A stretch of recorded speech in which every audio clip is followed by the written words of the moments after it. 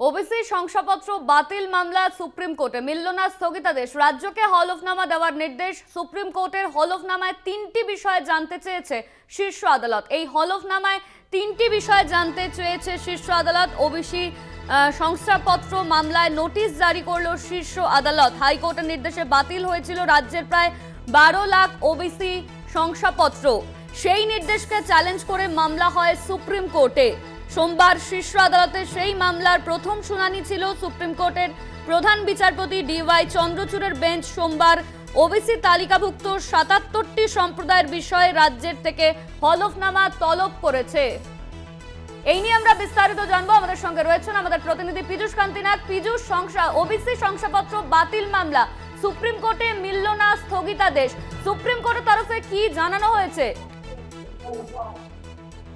গত 2010 সালের পরে পশ্চিমবঙ্গের ওবিসি বাতিল এবং যে সমস্ত বাতিলের যে নির্দেশ জারি করেছিল কলকাতা হাইকোর্টের বিচারপতি তপব্রত চক্রবর্তী এবং বিচারপতি চন্দ্রশেখর মালটার ডিভিশন বেঞ্চ, এতে প্রায় 5 লক্ষের মতো সার্টিফিকেট ক্ষতিগ্রস্ত হয়েছে সেই সময় জানা যায়।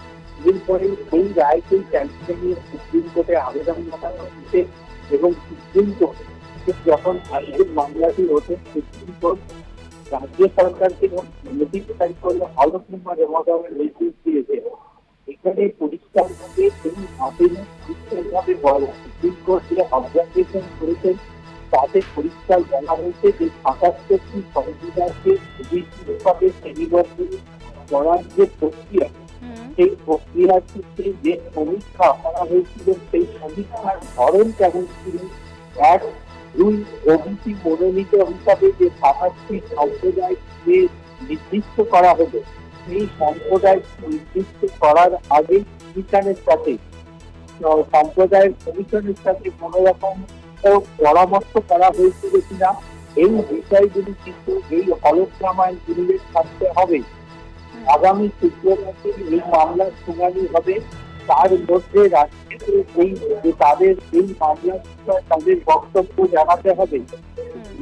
কলকাতা হাইকোর্টের রায়ের বিরুদ্ধে আপিল, এই আপিলের পরিপ্রেক্ষিতে সুপ্রিম কোর্ট নোটিশ জারি করেছে। মূলত পশ্চিমবঙ্গের অনগ্রসর পশ্চিমী জাতি এবং উপজাতি ব্যতীত ওবিসিদের জন্য এর অধীনে প্রদত্ত অনগ্রসর অর্থাৎ ওবিসিদের জন্য 35টি শ্রেণীকে বাতিল করেছিল কলকাতা হাইকোর্ট এবং 2012 এবং এর ফলে 2010-এর পরে যে সমস্ত পশ্চিমবঙ্গে অনগ্রসর ওবিসিদের জন্য শংসাপত্র প্রদান করা হয়েছিল তা বাতিল করে কলকাতা হাইকোর্ট। এছাড়াও ওবিসিদের আদালত ওবিসিদের উপশ্রেণীর জন্য রাজ্যের দ্বারা কোনো পরামর্শ করা হয়েছিল কিনা এই বিষয়ে কিন্তু তাদের হলফনামার মাধ্যমে পরিষ্কারভাবে জানতে চেয়েছে সুপ্রিম কোর্ট।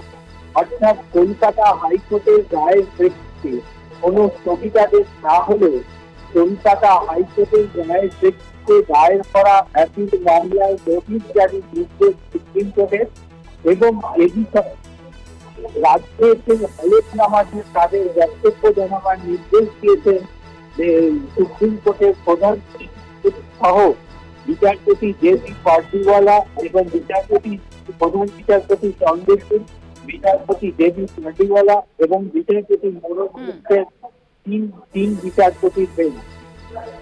একদমই পীযূষ, রাজ্যের বক্তব্য জানার পর আগামী সপ্তাহে শুক্রবার এই মামলার পরবর্তী শুনানি রয়েছে সুপ্রিম কোর্টে। ধন্যবাদ তোমায়। আমাদের সঙ্গে ছিলেন আমাদের প্রতিনিধি পীযূষ কান্তি নাগ।